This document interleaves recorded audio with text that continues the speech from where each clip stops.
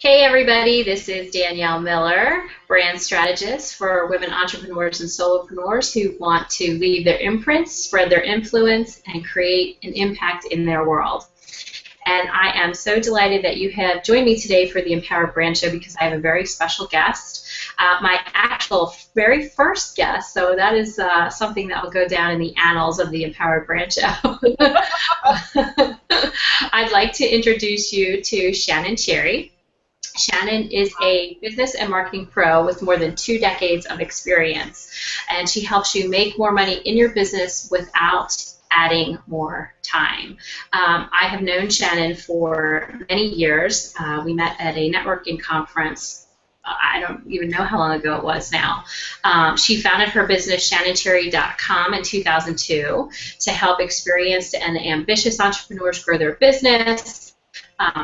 That they really, really, truly desire without compromising their principles or their values. And her focus is to provide laser-targeted solutions to get fast results.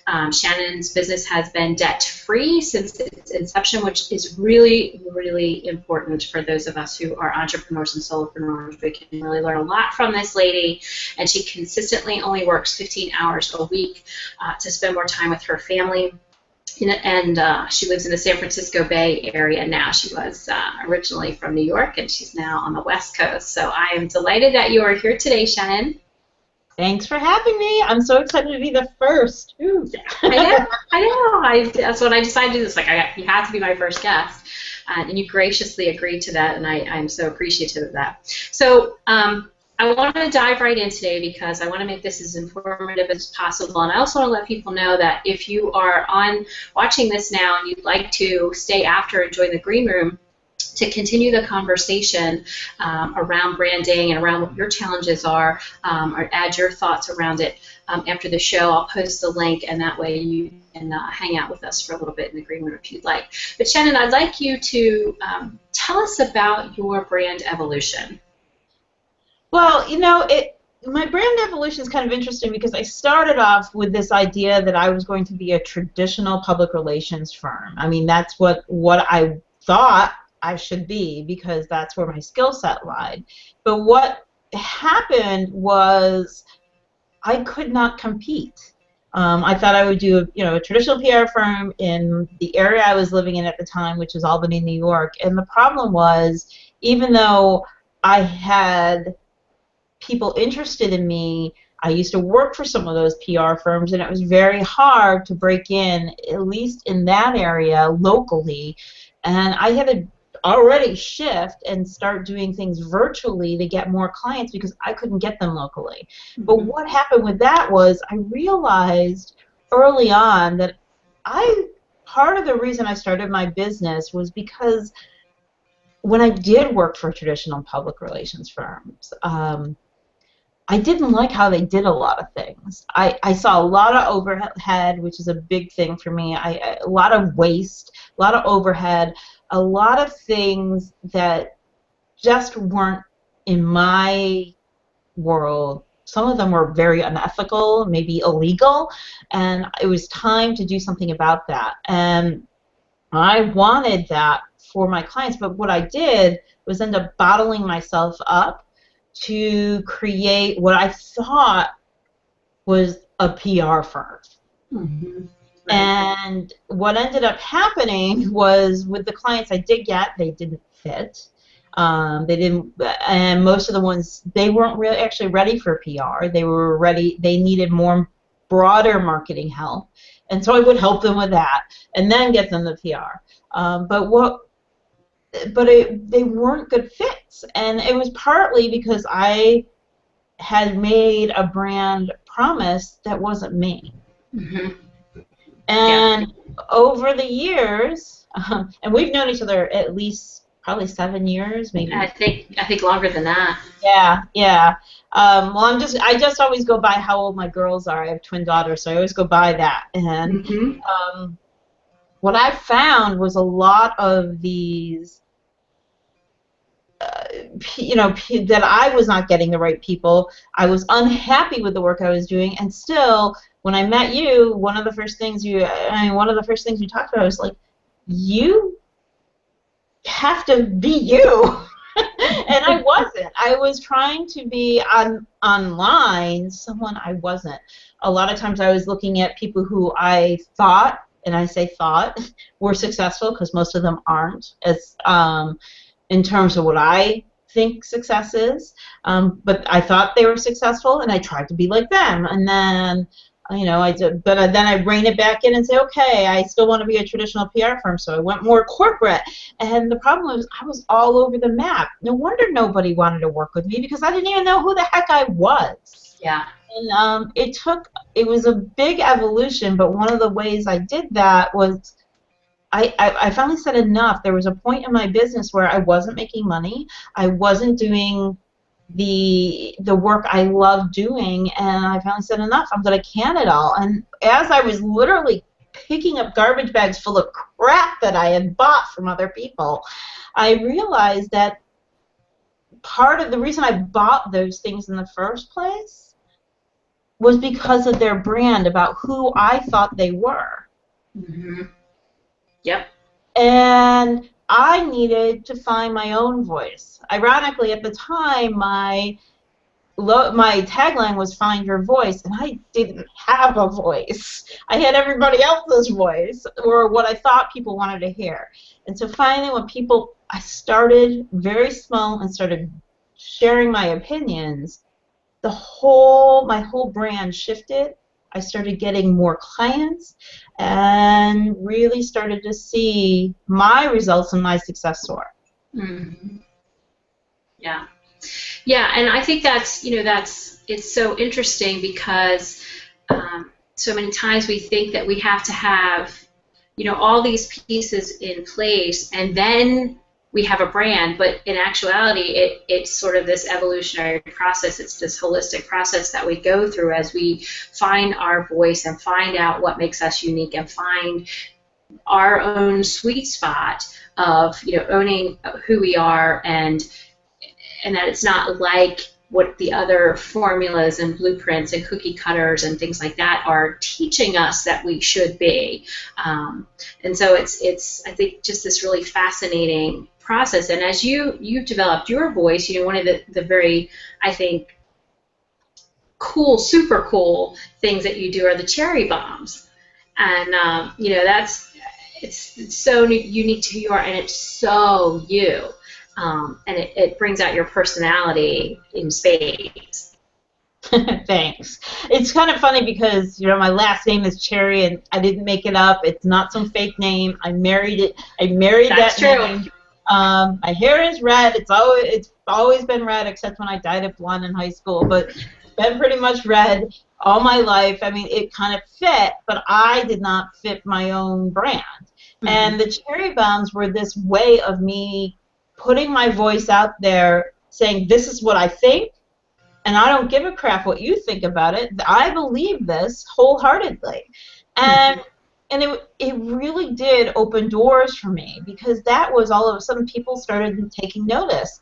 I was pointing fingers at people, not specific people, but more about their actions or their process or what they claimed they were doing. I don't name names in my cherry bombs, but I really do say this is wrong and here is why. Mm-hmm. And I do that because I was seeing this happen with a lot of the people I was helping. I was seeing this happen with me, that I would be sold a bill of goods and realize I wasn't getting the bill of goods that I actually thought I was supposed to get. Or bad business practices. I mean, really bad business practices, or bait and switch. All of these things were really driving me crazy, and I felt I'm the type of person, thanks to your help actually, who really realizes that I'm supposed to be a warrior. I'm supposed to be a champion. I'm the one who's supposed to say, hey, wait a minute, this is wrong, and we have to do something about it. Now, do I expect everyone to follow suit? No, because people can't, and it's not their fight, it's mine. Right. And that's a good thing. Yeah, but what I've also had to learn is I choose my battles wisely. Mm-hmm. It took me a while to start choosing my battles wisely, but I mean, used to be everything was a battle, but now I choose my battles and decide which ones are really worth the effort, because the idea is we're all supposed to be here helping each other, not bringing them down or putting them in a funnel to push them through something. It's all ridiculous stuff. Yep. Yep, you're absolutely right. You're absolutely right. And so let's talk a little bit about that warrior archetype, and because I know you have good reason to, on the personal side, hate the assessments that put labels on people and put them in boxes, and and I agree with you 100%. And I, one of the things that when I talk about this with clients is it's not meant to label you. It's simply meant to give you a framework. It's meant to help you develop a deeper understanding. So, when we did the archetype assessment with you, that warrior archetype came back very strong as an advocate, as somebody who is a leader, somebody who takes the initiative. And so, and seeing you embrace that has really been interesting. Except when I first embraced it, I ramped it up so much that I became almost a caricature of myself. It's one of those things where you end up pegging someone as, she's bitchy, she's brazen, she's this, she's that, and you forget there's substance there. So I had to learn very quickly to, again, choose my battles, because part of it was I could go off on a lot of different subjects, but it's not going to help people if all I'm doing is complaining. Right. Which it started looking like I was complaining all the time. Mm-hmm. Instead of actually, what the idea is to show that there was a lesson. So I've been very careful now to embrace some of the qualities that I don't normally share with people. What you like to call the softer Shannon. Mm-hmm. Yep. And because I see that side of it, and I see, how valuable that is to your community, to your right people, to know that you're an advocate for them, but at the same time you have empathy for where they have been, the path that they're walking, and you let that nurture out a little bit more. Yeah, it's been a hard thing to learn for me, because I've always worked with people, with type A's. I used to be in television, so it was all, on the top all the time, a lot of adrenaline, that kind of thing. And then when I worked in PR, I mean, this sounds very sexist, and I don't mean it to be, but I worked with a lot of men, and there was this, you have to play with the men. I learned to play with the men, and a lot of that comes out in what I do, but I'm lucky enough to have 2 kids that have also helped me figure out what's more important sometimes as well, and to soften sometimes the blows. Although I will be dead honest with people, but I always try, unsuccessfully at times, but successfully a lot of times, to say, hey, that's okay, but here's a new path. Try this. Mm-hmm, mm-hmm. So let's talk about that for a moment, because I think that's really important as well in this whole online space of coaches and consultants and mentors, and when people are trying to find somebody, not to imitate, not to emulate, but to be a guide for them. What do you see as the distinction there? Well, what drives me crazy, and this is probably one of the cherry bombs in here, what drives me crazy is I hear this all the time from people. I want to be like so-and-so. I want to be the Oprah Winfrey of marketing, or the Oprah Winfrey of... You can't. You can't be Oprah Winfrey, nor do you want to. She's had some really crappy things happen to her in her life. Yeah. And you have to have all those experiences to become an Oprah Winfrey. You have your own experiences, and that's what makes you an individual. And, it's kind of interesting. I am not a personal branding expert like you are. And so I did a little research about personal branding before I came on here to at least look a little smarter. But what I did find was this: the only thing that sets us apart from our competition, and I don't care, we all have competition. Competition, everybody says, no, there isn't any. competition's an ugly word. We have it. It's a reality. It's in our nature. It's in our DNA. Right. Because, you know, the survival of the fittest, that's what this is about. That's what competition really is about. The thing that makes us different from our competition is one thing, and that's you as an individual. Right. So why get rid of the thing that makes you unique, that makes you stand out from everybody else? And we had that conversation, I remember a couple of years ago when you were in the process of rebranding and you had this big resistance around using your name. That's my brand. As your brand, and it's not an uncommon thing that people feel like they're bragging or that it's self-promotion or whatever, you know, your thoughts are around that, but it can be a big resistance for people when in actuality it's simply showing up. Exactly. It was part of that whole process for me of saying, hey, I do have something important to say. It is my opinion, and it's okay. A lot of it was me, the resistance came from me not feeling that it was okay. I was worthy enough to just say, this is my opinion, without hiding behind something else. Yeah. But what I've realized is really we do have competition. There are hundreds, probably thousands of people who do similar things, do it cheaply, more cheaply than I could, do it more expensively than I could, you know, do things differently. But the thing that happens is it's all about me. It's all about putting their trust in me versus another PR firm, another mentor, another business strategist, whatever you want to do. They put their trust in me, Shannon Cherry. So once I realized that, I could embrace my name.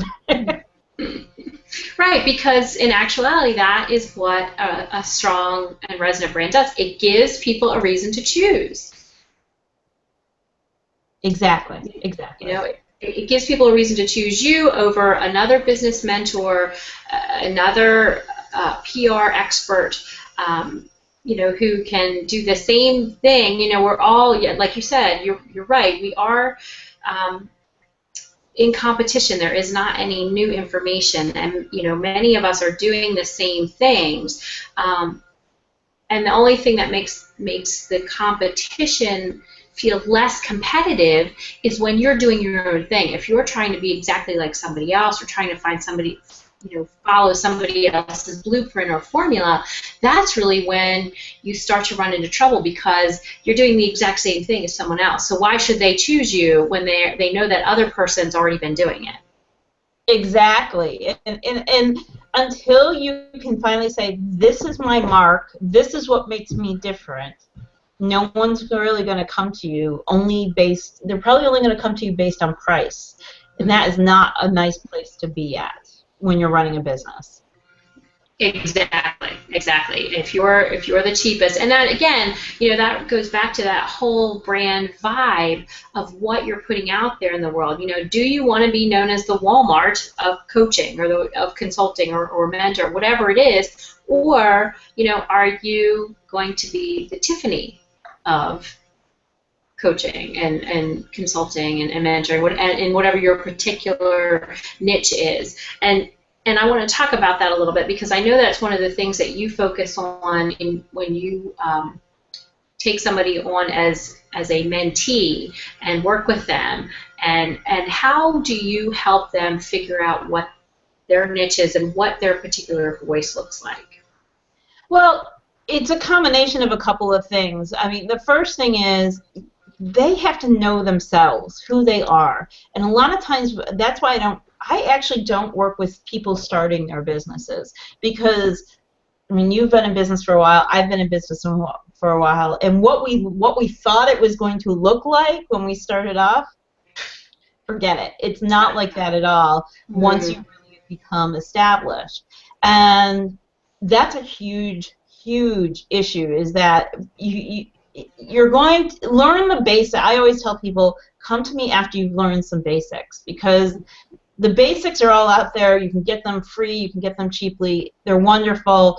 But when it comes to brand and brand strategy, and I am not a brand strategist, but I promote brands. That is what I help brands, individuals become visible to make more money. You need to be so firmly planted in your beliefs and what you stand for that when you're knocked for a loop from a Today Show reporter, you're going to be able to handle it. Because the worst thing you can do visibility-wise is once you start getting media coverage or noticed on Facebook, flip or pull back, because people will feel it, and once you pull back, they're going to pull back. It's that whole thing about if you're not going to take a stand for who you are, then you're not going to be able to actually promote your brand and make the money. So the first step I talk to them about is know who you are, and then the second thing is know your target market, because you're unique, your target market is unique, and it drives me absolutely batty that even people who are in marketing who come to me for help, their most difficult thing is to focus on who they're marketing to. And they say they know, but they have no clue who this person is. And I say person because you're really marketing to one individual. Right. If you try to market to the masses, you're not going to get anybody because you're being too general. So you have to put your personality resonates with a certain person, and there's a lot of those people who are similar, not exact, but similar, that you can market to. And there's a piece of the pie for everybody. So that goes back to that whole competition thing. Right. There really is a piece of the pie for everything, but there is competition. And so you need to balance those things. So the first thing is that. And then when it comes to visibility, I always say write down, one of the things I have, an exercise when people are writing their bios for their websites, and I'm like, you know what, people don't care about how many degrees you had, where you went to college. People don't even care about that getting a job anymore. They really don't. It's what can you do for them? And I always say, and who are you as a person? And so I always ask my clients, and this is a great thing for people to do, is in your bio include 3 things that people wouldn't know about you otherwise. So what are your 3 things, Danielle? 3 things that people wouldn't know about me otherwise. Well, I'm pretty much an open book. So 3 things I think, well, I would say being a grandmother, but everybody probably knows it about me. You're a child bride. I was a child bride. Yeah, I married at 19. I'll be married 30 years in December. And most people wouldn't know that, though, about you. Even though you're open about it, most people probably wouldn't know that. So it shows you how dedicated and loyal you are to your clients right there. Even though it has nothing to do with it, that shows part of your personality right there.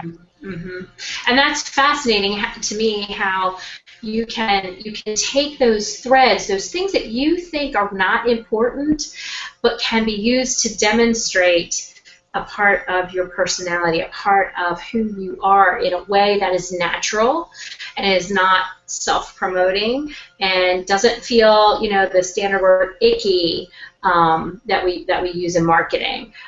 So I think that's fascinating about that. So yes, that's part of your brand. That's part of who you are. Is that you have been married for 30 years. Been with the same. Who does that anymore? No one I know of. Yeah. No one I know of. I mean, I've had a starter marriage. I'm happily married now for 10 years, but I've had a starter marriage. No one does that. It's amazing. It's amazing. You should be really proud of it. Well, thank you. I'm pretty proud of it for the most part. I can make Danielle blush, everybody.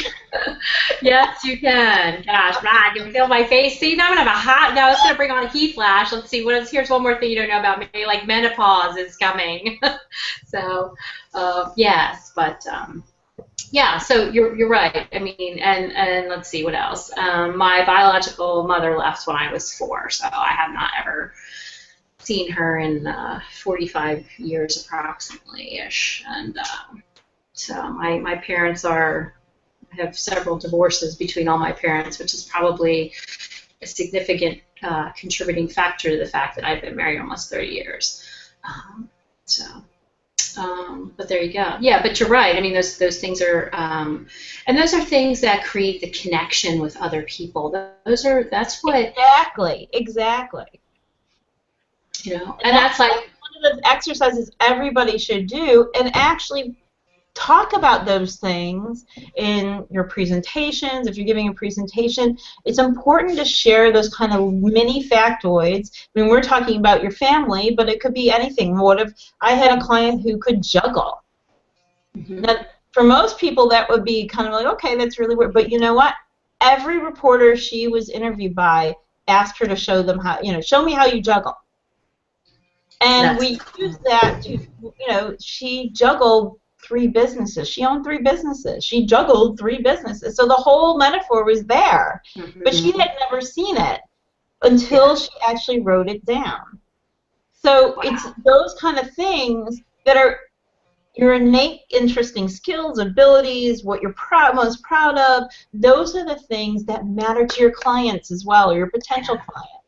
Yeah, absolutely, absolutely. And that's just, I mean, again, it's fascinating how you can bring those threads of your life in to demonstrate certain qualities about yourself that you wouldn't say, oh, well, I'm very loyal, I'm very hardworking, whatever those qualities you like most about yourself. There are ways to bring them out in a way that's very natural and very congruent and in alignment with what your message. You're proving it versus just saying it. I could tell everybody that I'm their advocate, right? But if I told them the reason I only work 15 hours a week is because my children have autism, and I spend probably 20 hours a week working to get them the services they need, working to change laws, that shows it much more than me just saying I'm an advocate. Absolutely. Absolutely. And you're very open about the challenges that you've had parenting twin daughters with autism. And it, again, it creates a connection and an engagement with people and an instant sense of trust because you are so open about it and vulnerable. And that's a big part of really having that softer side. I mean, let's be technical and kind of business-like looking at this. It also shows my softer side, which most people would say, yeah, that's Shannon the mama bear going, do it, do it, do it. But that shows that softer side that I do have it. And it's a lot easier for me to talk about it when it comes to my girls than it does for my business. Absolutely. Absolutely. So that invaluable information today. And I know that you are going to be doing something. I'm going to be putting it in the chat here. You are offering, is it Thursday? Is it this Thursday? No, I think it's tomorrow. Tomorrow's it's Wednesday? Yeah. And it's AskShannonCherry.com. So tell us a little bit about what that's going to be about. It's an open Q&A. You come with your questions about your business, and I'm going to answer them without any selling. Now, I'll tell everybody, this is a really good tool for people to use. First of all, it allows me to feel like I'm giving to my community in a way that I feel like they're not picking my brain. I'm actually opening it up versus someone trying to jump in on it and grab it from me. I'm actually giving it freely instead of someone just trying to hijack it, which is great. That's a good feeling. And my community likes that too. It also allows me, to be honest, to gauge where my audience and my people, what they want to learn. Because it really does help in a way that a survey or other things can't, because I'm listening to them. And that's part of it too. And so AskShannonCherry.com, you can come to it and have your questions answered. You can, if you're not going to be there, you can just type in your questions and I'll answer them live on the call. You get the recording. But that way, it's a win for everybody. And it's really about a way of giving back, but also being able to take that information and repurpose it and reuse it for me. It's a great win for everybody. And if that's something that people are interested in, ask your question. I'll answer it. Mm-hmm. And I will give you all one tip when you join Shannon tomorrow. Do not ask her how to get on Oprah Winfrey's network. Luckily, people do not ask me that anymore. Well, yes, it's a funny thing. Danielle and I roomed together at an event, and how many people came up to me with their book, because Oprah was still on then. How many people came to me with their book? Oh, I have the same glasses. But they came to me with their book and handed me a book and just said, read this and get it on Oprah. I mean, how many books, and I will be honest, how many books did I leave in that hotel room? Yeah, all of them.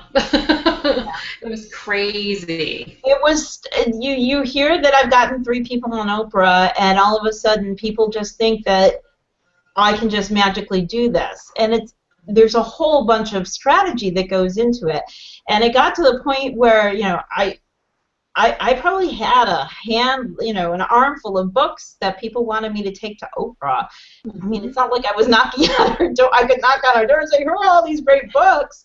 But I didn't even know if they were great. I mean, but it was just, it felt bad, and that was a hard lesson. The first time people approached me, I'm like, no, you got to pay me. Instead, now when people do give me a book or something, I will graciously take it. I will listen to what their idea is and say, well, that's really interesting, but, however, here's the reality of getting on Oprah. I mean, I've had a client lose everything by thinking Oprah was going to be her, golden ticket. Mm-hmm. Yeah. And I've had other people make millions of dollars. So, it really, you have to have the strategy behind it. Right. But thank goodness no one asked me that anymore because she's not around. I had to throw that in there just because it's one of my fondest memories of you. Every time I get a book, I'd smile and then walk away and roll my eyes. Go, here we go again. Oh my God. So funny. So where else can people find you?